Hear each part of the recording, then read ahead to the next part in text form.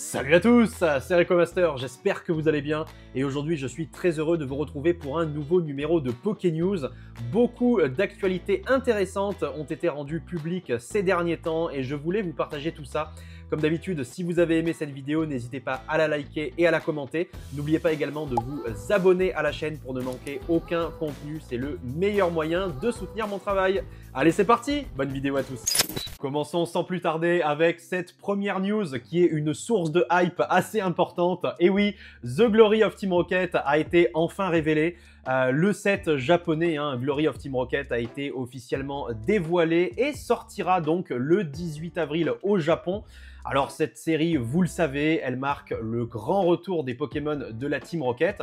Et justement, dans la dénomination de la carte, ils seront tous indiqués comme étant des Pokémon de la Team Rocket. Donc on n'aura pas les Pokémon obscurs, ça fait un petit moment déjà qu'on le savait, on en avait déjà parlé dans un précédent numéro de Pokénews, mais effectivement on n'aura pas Persian obscur, Mewtwo obscur, non. Ça sera Persian de la Team Rocket en X, Mewtwo de la Team Rocket en X, etc.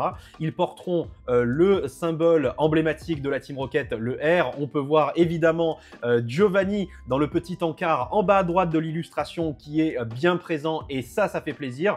Pour rappel, cette série sortira en France sous le nom de Rivaux Prédestinés et sera un mix en fait de cette série Glory of Team Rocket et de Heatwave Arena, ce qui risque une fois de plus de déchaîner les passions, mais ça vous le savez déjà.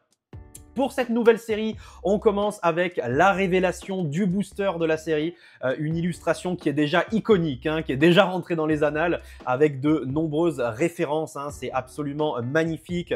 On peut voir évidemment les sbires de la Team Rocket, les Pokémon qui sont emblématiques, on va dire, de notre team préférée de la première génération. Cornèbre, ceci dit, très intéressant de voir un petit Cornèbre en haut à droite de l'illustration. Moi, c'est ce qui m'a le plus choqué quand j'ai vu pour la première fois le visuel. On a un petit Rattata, Arbok et Smogo. Bon ben voilà, des Pokémon indissociables évidemment de la Team Rocket, plus particulièrement de Jessie et James qu'on ne voit pas sur l'illustration, mais ça reste des Pokémon emblématiques effectivement des antagonistes de la première génération. On voit Giovanni sur la devanture, le logo de la Team Rocket, le gros R bien rouge qui fait plaisir et Mewtwo évidemment un peu à l'instar de Dark Vador sur les affiches de Star Wars qui est en arrière-plan comme ça, bien massif, bien énorme. Et bien le Mewtwo est également présent ici et ça fait carrément plaisir. On a eu la première révélation des cartes qui constitueront cette série avec certaines cartes X, à commencer par ce Mewtwo de Giovanni. Je le trouve vraiment très stylé de mon côté. J'aime bien la brillance, encore une fois, des cartes japonaises. Alors, à voir ce que ça donnera en France. Pour les cartes occidentales, tout du moins, c'est encore assez difficile de se prononcer pour voir quels seront les effets visuellement de la carte. En tout cas, l'illustration, le dessin en lui-même est vraiment très joli. J'aime énormément cette carte. N'hésitez pas à me dire dans les commentaires quels sont vos coups de cœur et à l'inverse, quelles sont vos déceptions pour l'instant par rapport aux visuels qui ont été partagés. On continue avec le Persian de Giovanni, très sympathique, le fidèle Persian évidemment du boss de la Team Rocket, qui est en train ici de donner un coup de griffe assez effrayant. J'aime bien cette illustration, surtout par rapport aux effets. Le dessin en lui-même est sympa. Après, c'est du 5-band graphics, donc forcément, on a ce style 3D assez reconnaissable. Mais au-delà du dessin, je trouve que les effets en eux-mêmes sont vraiment sympas avec, comme je le disais, ce coup de griffe et ces faisceaux rouges qui sortent un petit peu, qui entourent, on va dire, Persian. Et le fond, très sympathique, assez mystérieux. J'ai l'impression qu'on se trouve dans un labo de la Team Rocket au sous-sol. C'est assez mystérieux, on peut voir des néons au-dessus. C'est quelque chose qui me plaît beaucoup quand les illustrations ont des références un petit peu comme ça, qu'on peut creuser pour voir un petit peu dans quel endroit on se trouve. En tout cas, c'est vraiment très stylé. J'aime beaucoup cette illustration. Derrière, on a une carte très sympa, une AR qui moi me fait véritablement de l'œil. Donc la première AR avec ce Miaous, une illustration qui n'est pas sans rappeler évidemment la carte Alt, le charisme de Giovanni qu'on avait dans 151. Par contre, c'est pas du tout le même style. Rappelez-vous, le charisme de Giovanni, on avait une illustration très propre, vraiment avec voilà, un dessin particulièrement léché, un peu comme le Persian AR, hein, vous savez, un décor avec des meubles particulièrement précieux, on voyait des Pokéballs en fond, énormément de détails et des choses comme ça. Et ici, c'est un style un petit peu plus cartoon qui, moi, me plaît bien. J'aime beaucoup ce type d'illustration, donc c'est vraiment très sympa. Ça change de ce qu'on a l'habitude de le voir. Des illustrations qui se prennent un peu moins au sérieux, mais qui ne sont pas pour autant moins belles, hein, loin de là. Au contraire, elles sont très travaillées. C'est un style qui, moi, me plaît énormément, mais je trouve ça intéressant aussi de changer et de ne pas avoir que des illustrations ultra léchées, très très belles, très soignées, très propres. Avoir aussi ce style un petit peu particulier qui, moi, me fait de l'œil, hein. C'est Yukichi qui nous illustre cet AR absolument sublime. On a eu également les premières cartes communes et Unco, hein, très sympathiques, qui ont été révélées, à commencer par ce Miaous de la Team Rocket, un peu comme le Persian, il montre ses griffes, hein, donc il doit être déjà pas très commode ce Miaous malgré son air jovial. On a à nouveau la petite tête de Giovanni en bas à droite de l'encart. Giovanni en lui-même, entraîneur, hein, très sympa cette carte. Alors est-ce que ce sera une trainer ordre du boss, hein, vous le savez, avec cet effet qu'on connaît dans le TCG Pokémon depuis très longtemps. C'est probable, j'ai pas pris le temps de traduire la carte, mais en tout cas, j'aime beaucoup ce dessin-là. On voit Giovanni dans son bureau avec son air machiavélique. Il est probablement en train d'ourdir un plan particulièrement audacieux, encore une fois, avec son fauteuil en cuir, là. C'est très sympathique. Et derrière, on a une énergie vraiment sympa, une double énergie probablement de la Team Rocket. Ça rappelle un petit peu les énergies qu'on avait dans Team Rocket Returns, vous savez, et ce n'est pas pour me déplaire. Derrière, on a une autre news assez intéressante. Et oui, c'est pas tout. De nombreux accessoires sont au programme. Les Pokémon Center au Japon lanceront une collection d'accessoires JCC thématiques en même temps que la sortie du set, c'est-à-dire le 18 avril. Et surprise, une valise sera également mise en vente au prix de 14 900 yens. Donc ça fait à peu près 100 €. Elle contiendra 30 boosters du set. Alors on n'aura pas de carte promotionnelle, malheureusement, à l'intérieur. On avait déjà eu des valisettes et des coffrets avec des cartes promo, et maintenant vous savez qu'elles ont explosé, ces valisettes-là. Ici, malheureusement, on n'aura pas de carte promo, donc c'est un petit peu dommage. J'aurais aimé qu'on ait une exclue, mais bon, il y aura quand même du contenu plutôt sympathique, et le visuel de la valisette en elle-même est vraiment très sympa, encore une fois, avec le logo de la Team Rocket. C'est vraiment très cool. Une autre news toute fraîche qui vient de tomber, c'est le visuel de l'ETB Rivalité Destinée qui vient d'être dévoilé, et c'est une masterclass. L'ETB est absolument magnifique avec cette couleur rouge sang et Giovanni et Mewtwo qui sont en noir. Donc évidemment, l'ETB reprend les codes couleurs de la Team Rocket, mais c'est absolument sublime. On a d'autres informations également qui ont été dévoilées.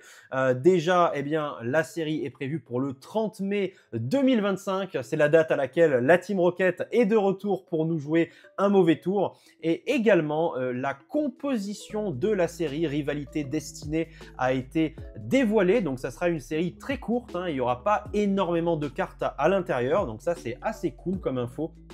Plus précisément, 83 nouvelles cartes de la Team Rocket qui vont être publiées. Il y aura 17 Pokémon X, dont 10 Pokémon X qui appartiennent à des dresseurs ou à des dresseuses. On aura 23 AR qui seront représentés, 11 Alternate et 6 Pokémon Gold. Voilà, donc ça va être une masterclass absolue. Je suis trop hypé. Ensuite, pour changer de thématique, eh bien, Heatwave Arena est sorti le 14 mars dernier.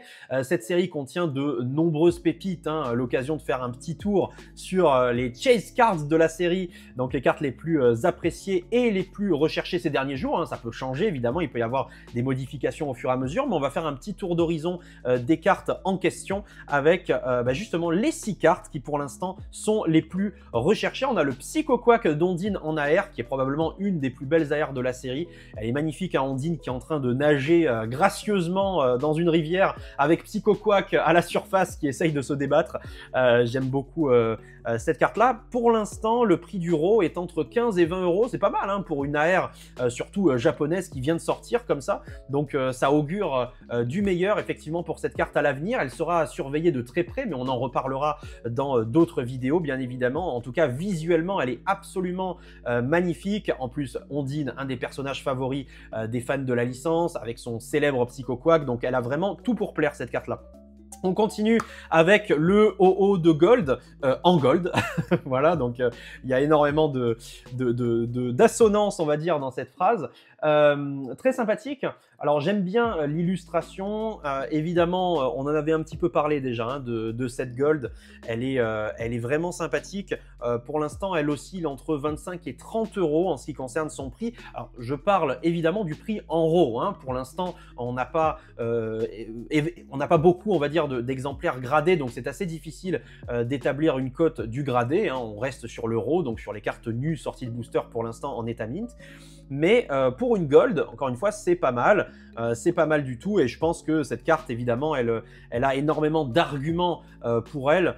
Déjà, OO, bon, bah, l'un des Pokémon évidemment légendaires préférés de la communauté. Je suis moi-même un grand fan de OO depuis le tout début, depuis l'épisode 1 de l'animé, il est présent. C'est un petit peu le Pokémon, comme j'ai coutume de le dire, qui est à la croisée des chemins, que Sacha rencontre à des moments très précis, au début d'une aventure, à la fin d'une aventure, au croisement justement entre différents mondes, quand il est face à un choix important et qu'il ne sait pas exactement où se positionner, eh bien OO apparaît à ce moment-là. Et puis évidemment le personnage, le héros de la deuxième génération, hein, que ce soit dans Or et Argent ou dans Hard Gold, Soul Silver, ça fait toujours plaisir de le retrouver. Donc une très très belle Gold. Habituellement elles sont un petit peu moches, je trouve, récemment en tout cas, hein, les cartes Gold, c'est toujours la même chose, elles sont monochromes, on a juste un Pokémon qui est entièrement doré, la carte est dorée, on n'a pas trop de texture, le visuel n'est pas très intéressant. Et ici, pour une fois, il y a vraiment une plus-value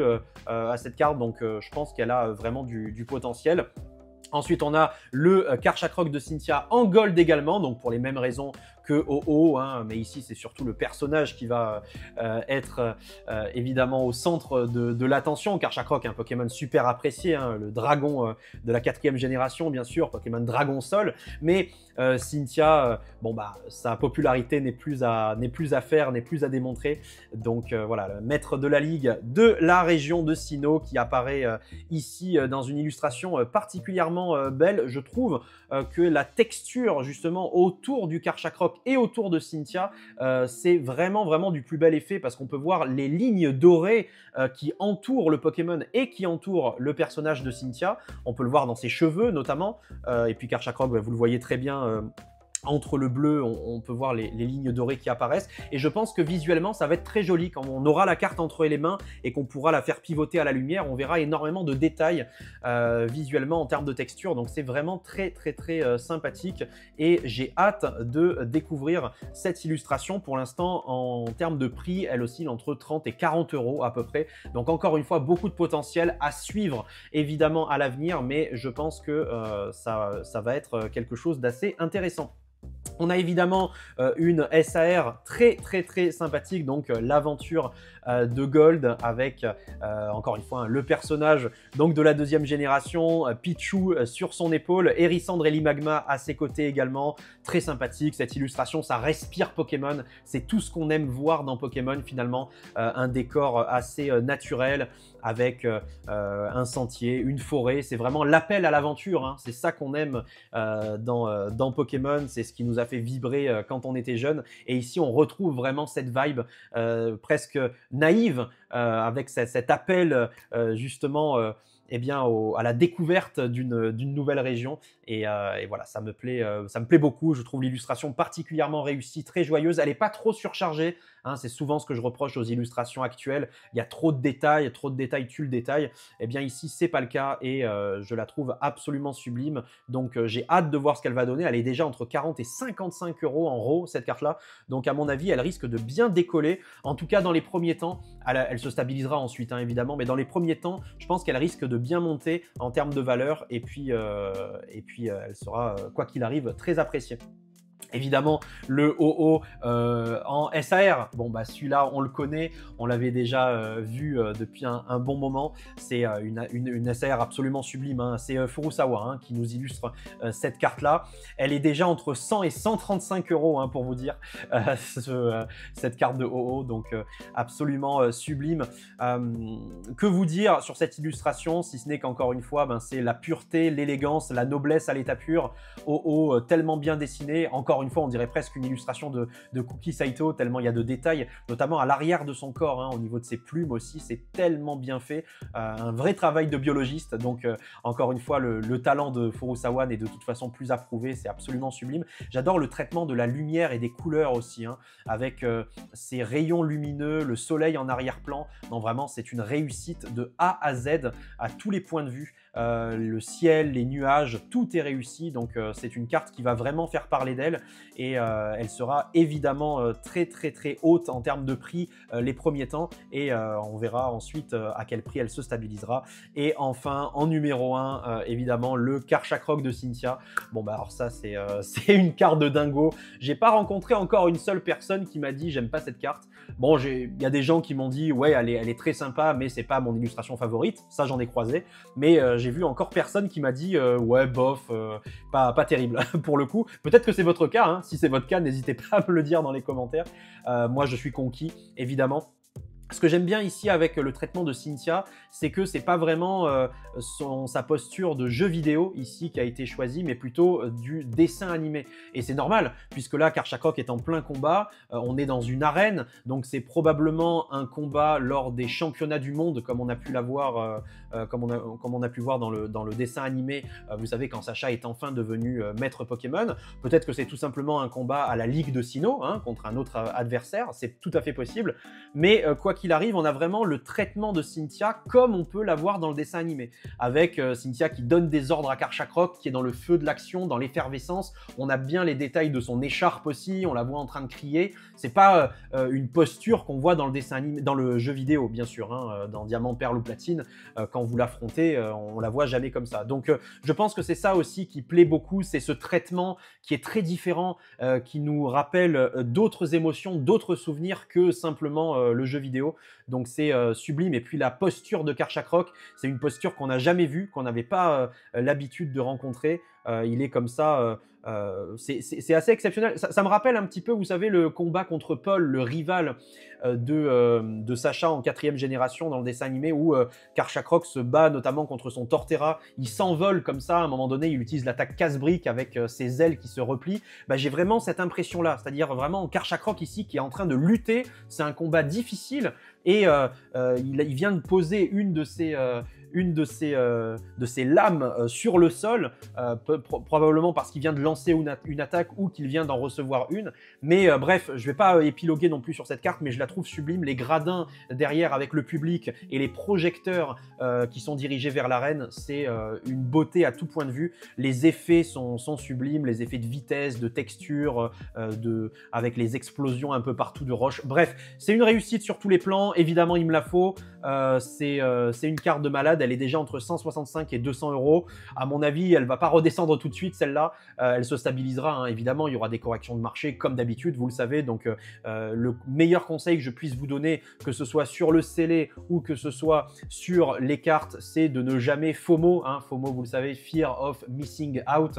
Ne vous inquiétez pas, les séries récentes sont beaucoup produites. Vous en aurez à un moment ou un autre, même si c'est pas tout de suite. Il y aura des occasions pour vous de récupérer des cartes ou du scellé. Donc, je vous en supplie, faites attention à votre argent. Ne dépensez pas des sommes astronomiques de manière irréfléchie. Restez toujours bien concentré et bien focus là-dessus. Vous aurez de quoi vous mettre sous la dent des cartes ou des items à l'avenir, mais faites bien attention à ça. En tout cas, pour finir sur cette carte, elle est absolument exceptionnelle et c'est une des plus belles SAR qui n'ait jamais été illustrée dans l'histoire de Pokémon. Voilà, on a fait le tour des cartes de Heatwave Arena. Dernière news maintenant, les amis, eh bien, vous avez dû voir ça passer, mais au revoir Écarlate écarlate et violet. Bye bye, place au bloc méga. Si vous l'aviez loupé hein, lors du Pokémon Présente, il a été annoncé que les méga évolutions feront leur grand retour en 2025. Bon, ça c'est pas un scoop, on le savait déjà. Parmi les cartes révélées, Méga Lucario X et Méga Gardevoir X se distinguent par des mécaniques inédites. Donc ça, on va en parler juste après. Mais en tout cas, ça, c'est l'information à retenir. Hein. Les mégas ne reviennent pas que dans le jeu vidéo avec Legends ZA, mais également dans le TCG. Et ce sera un nouveau bloc à part entière. Voilà, donc ça va signer la fin d'Écarlate et Violet. Et maintenant, le nouveau bloc, ça sera le bloc méga. Contrairement aux précédentes méga évolutions, ces nouvelles cartes conserveront le même stade d'évolution que leur forme régulière. Et ça change absolument tout en ce qui concerne le règlement du jeu. Par exemple, Méga Gardevoir X, c'est une carte de niveau 2 qui évolue à partir de Kirlia.